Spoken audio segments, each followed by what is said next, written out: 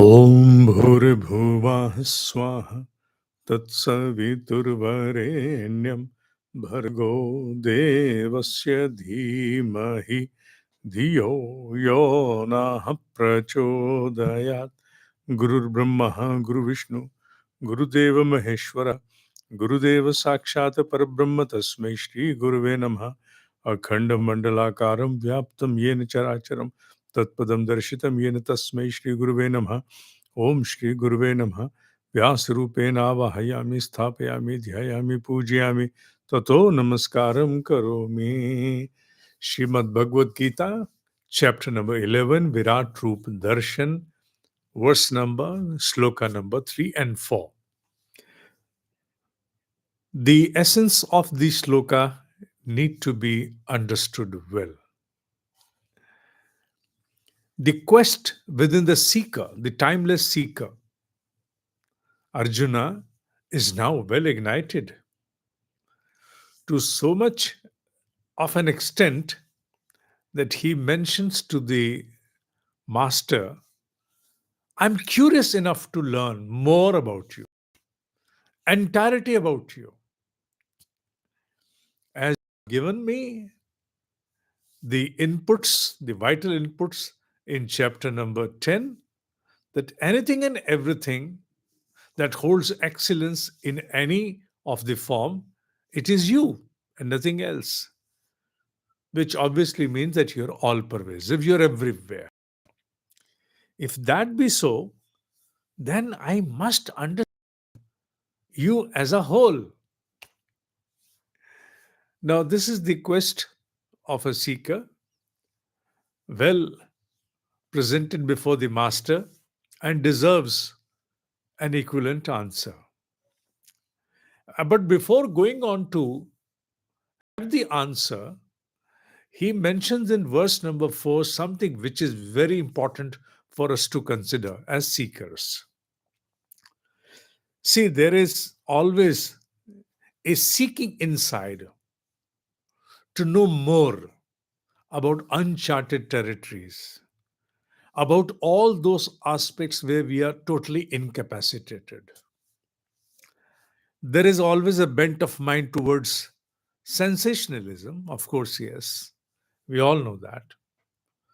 And at times that seeking exceeds its limits.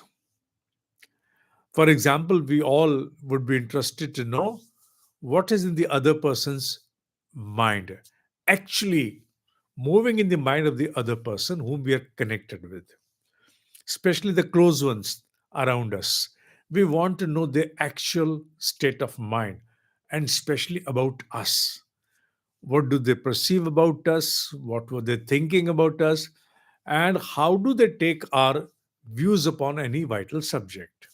So we want their exact mind, not something which they are presenting before us as an expression which can be well doctored, manipulated, crafted, but we want as it is bare, the bare state of their mind.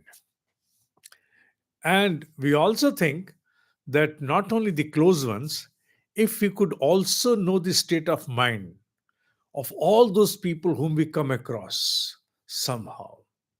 So, how good that should be, how good that would be if we become aware about anyone's state of mind. Oh, we'll be the masters. We will orchestrate situations according to our own choice. We think so. But in actual, can that transpire the same way? That is a different thing. We forget to seek for such a capacity is one thing, but to be able to bear the outcome of such a capacity is unknown to us because we have never experienced that kind of a state within ourselves. For an example, if you have a closest supporter always beside you, whom you consider as the closest lieutenant of yours, whom you bank upon, you rely, you trust, and you consider that if this person is at my back is totally protected. This person is almost an armor which cannot be pierced through. And tomorrow you get that capacity to see the mind of that person. That person becomes transparent before you as it is bare. And then you realize, oh my God, this person holds lot many reservations about me. He has a lot of negative aspects about me. This person does not hold me to that esteem which I consider within myself. And this person is quite averse to my views. What will be your state of mind in that case? Now, after that, beyond that moment of time, instead of talking to that person about your own important and crucial subjects, you will start pondering and start making a discussion upon what the other person has in its own mind. And that ultimately shall lead to some acrimony and spoil the relationship. And you will be I'm saying, able to, with your capacity, you'll be able to earn the resentment of that closest aide lieutenant. Maybe your your own ties with that friend, they get snapped. Could be so. So did that capacity help you? No, that capacity did not help you at all. To see into the minds of the other, it's that may be easy for few, but not for all. But there are seldom who can digest what is in the minds of the other, especially about they themselves. So that means that they are not capacitated to bear whatever is the truth in other person's mind. Seeking is one thing, but to be able to handle that bare truth is totally a different aspect. Now, how does it connect with the shlok number 4 in this chapter?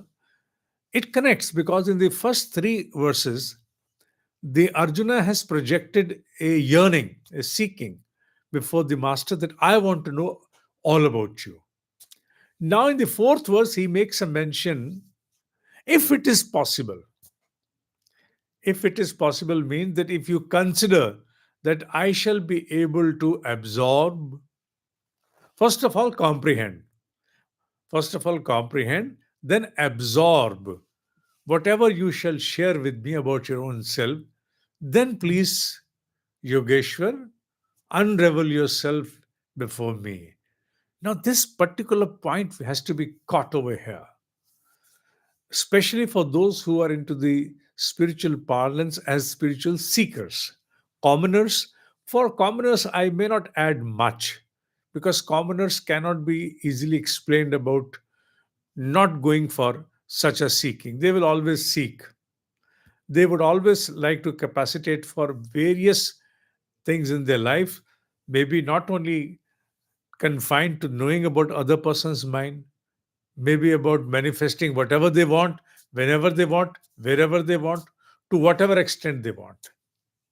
So there is no limit to that. But talking about those specially who are into the spiritual parlance as seekers, it's very important to make a mention to be able to capacitate to bear any kind of a siddhi, proficiency, paranormal power. Okay, to be more precise, paranormal power is entirely different. Seeking is something which is at peripheral ends. You seek, you may or you may not get your seeking. But once you capacitate and you get your seeking, after that, the actual trouble starts. For example, if I'll give you an example from something which we came across when we were trying to stitch a program upon a Brahmrishi, Swami Vishuddhananji Maharaj, Gandha Baba, commonly addressed as Gandha Baba. His brother, his elder brother, and he were having a discussion about the departed souls, and his elder brother had a deep inclination to meet the soul of their father.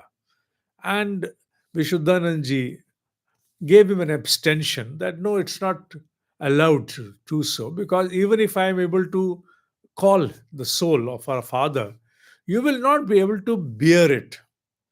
Because seeking is one thing, but to be actually able to bear it is something entirely different. So don't have such a seeking. But somehow the brother prevailed upon the younger one through his insistence, and then Vishuddhananji invoked the soul of their departed father. He came, and then he introduced his brother Kichalo. Now you meet him. Now you're face to face with each other. And then after that, as informed in the book, the brother, after that interaction with the departed, the soul of the father, started losing on the grounds of his health. And eventually, he expired before time, a Kal Mrityu kind of thing. True capacity is something entirely different than seeking. You may seek anything, but shall you be able to bear it? It's an entirely different subject. We may seek many things, but can we capacitate to even bear them? No, not at all. So it's always advisable to not only seek, but more than seeking something, to seek the capacity to bear what exactly we are seeking. That is why Gayatri Mahamantra has been understood and accepted universally in the Sanatan parlance as the Mahamantra, the mantra beyond all, above all. Why so? Because it is a seeking to capacitate at the level of one's understanding, decision making, to gain far-sighted wisdom, pure wisdom, so that the decision made by one could be such which shall enable them, capacitate them about anything and everything that they seek in the most rightful manner. So Gayatri Mahamantra is a prayer, is a seeking to capacitate more. And one should always seek more capacity, supatrata, that is termed as in Hindi and Sanskrit, to capacitate more, to become more eligible, so that one can bear the outcome of any seeking. Otherwise, what will happen? Otherwise, it may be so that what you seek may come manifest, but you're not able to handle it. And instead, it spoils your movements of not only having that particular seeking manifest, but also beyond that time. So you may be spoiling your present and future by seeking anything for which you're not well capacitated to handle, whether it is wealth, name, fame, go on. Seekings have no end. Desires are endless, but the capacity or the eligibility to have them is very essential. So here Arjuna is seeking the eligibility. Arjuna is seeking the capability so that I can comprehend and absorb whatever you share with me about yourself, which I, as far as I am now able to connect. This is the connotation that flows, that you're endless. And endless cannot be comprehended within the limited or confined intellect. It's beyond intellect. So capacitate me equally so that I can comprehend you and share with me only if you consider that I can absorb that kind of a knowledge. So the message goes beyond the verse itself. The verse has a relevance with the understanding of the Almighty, Viratroop Darshan. But its essence, flows out, it pours out to the common life of each and every seeker, ordinary life of each and every seeker, who at various points has an inbuilt seeking, which ignites time and again. Why can't I have some paranormal experience? Why can't I have some paranormal power? Why can't I connect with some celestial being? Why can't I connect with the causal body of an exalted master? Many things are there embedded into each and every seeker, and they keep cropping from time to time again, because these names, every time they surface before the seekers. So now they say, it's let us go beyond the mentioning of words and actually connect with them in person, practically connect with them, not only through visualizations, but now let them appear before us. And that seeking, is it invalid? No, it's not invalid. Such a seeking is very much valid. But before that, before you want the aircraft to land, the runway has to be created, brought into well in place, along with other instruments of communication, which can facilitate the aircraft to land upon that surface. So, unless you do that, unless you make all those arrangements, adequate arrangements, which are necessary to facilitate a big aircraft to land, you cannot expect that an aircraft will come and what my seeking is shall fructify. You will crash the aircraft. So, likewise, to have a seeking is valid for a spiritual seeker to connect with an exalted master in person, not as a vision only, but more than a vision. If I exert upon this word vision, to be more assertive upon it, it's like actualization of the image, a vision. The actualization of the vision will be when I can feel with my own gross body and my own eyes, I can easily see, listen, experience that celestial or the exalted being. So, seeking is not bad at all, not invalid, but more important is to capacitate and become eligible. And that is the main point which I take away from the two verses of the day, that is verse number 3 and 4 of this chapter, Viratroop Darshan. Now, let me bring the verse before you, how they flow into the scripture. Here they are before you on the YouTube, and here they go on the Facebook as well.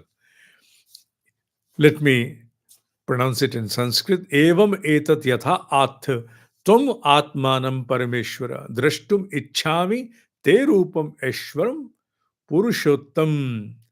I want to see all strength of yours in any form. Your strength in all of its form, I want to see that. Hey Purushottam, that's my desire. Drashtum ichhami. I want to see. Now, I want to see has been asserted over here.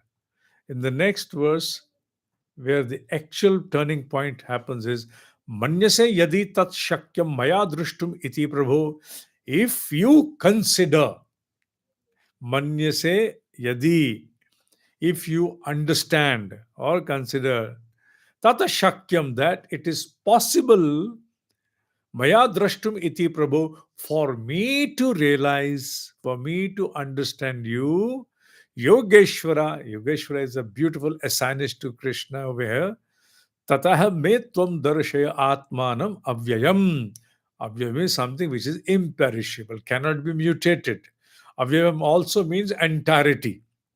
It can carry two connotations with this. So if you consider me as eligible, please in that case unravel yourself before me, because I behold an earnest desire to now know all about you.